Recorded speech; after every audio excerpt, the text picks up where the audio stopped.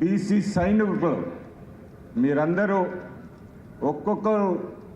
ఒక్కొక్క బుల్లెట్ లాగా, ఎందుకంటే ఆల్మోస్ట్ ఆల్ 2ంటికి అనుకున్నాం, 3:30కి స్టార్ట్ అయింది, ఇప్పుడు ఆల్మోస్ట్ ఆల్ 7:30 అవుతుంది. 4 గంటలు ఈ గ్రౌండ్స్లో కూర్చున్నారంటే మీరు బీసీ సైనికులు అన్నట్టు గట్టిగా సపోర్ట్ కొట్టుకోవాలి.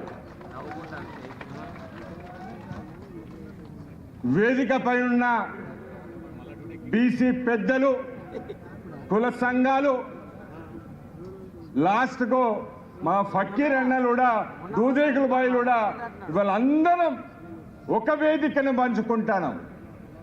మొన్నటి వరకు ఆ పార్టీ మీటింగ్లు అయితే గాడ మనం కూర్చునేది, గీడ వాళ్ళు కూర్చునేది. ఇంకా అరుణో కరణో చైర్మన్ అవుతునో ఎమ్మెల్యే అవుతునో గట సైడ్కు ఉండేది. మనం ఎంతో మన వాట అడుగుతున్నాం. అదొక్కటే కాదు, రాజకీయాలే కాదు, పార్టీలో కూడా మొదలు పెట్టండి.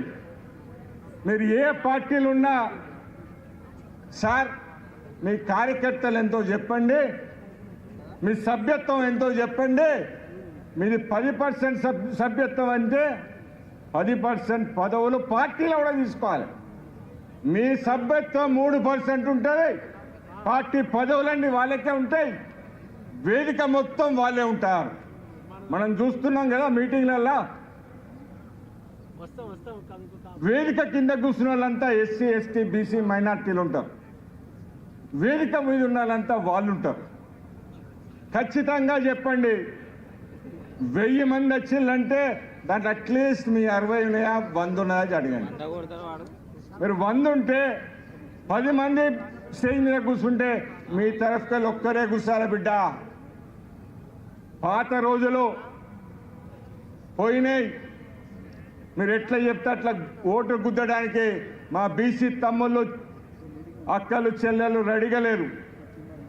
సోయి వచ్చింది, యుద్ధ బేరి పెట్టినాం ఇక్కడ.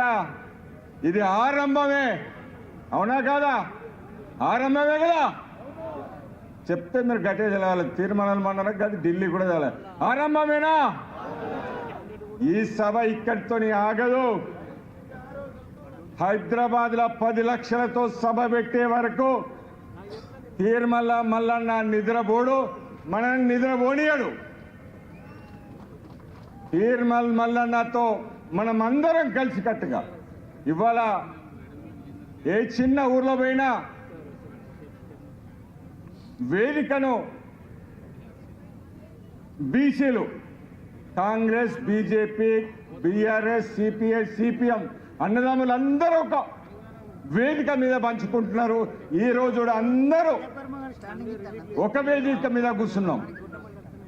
వాళ్ళు చాలా సంతోషంగా అనిపిస్తుంది. స్టేజ్ అంతా మనదే, మొత్తం బీసీదే.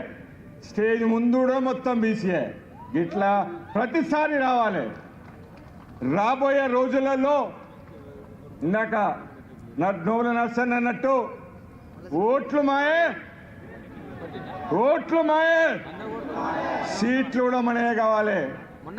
దానికి రాబోయే తొందరలో ఎలక్షన్స్ జరగబోతున్నాయి.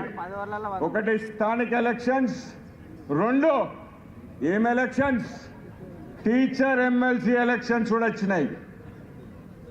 వాళ్ళు ఉన్నది ఎంత, కిటికల మంది 2000 మంది. ఏ యూనియన్ చూడు వాళ్ళకి ఎత్తారు, ఏ యూనియన్ చూడు వాళ్ళకి ఎత్తారు. బిడా మీ 20,000 మంది ఉన్నాం.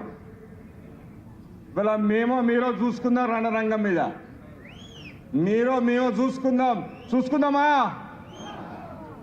మీ ఆశీర్వాదంతో సంపన్న వాళ్ళ అభ్యర్థిగా,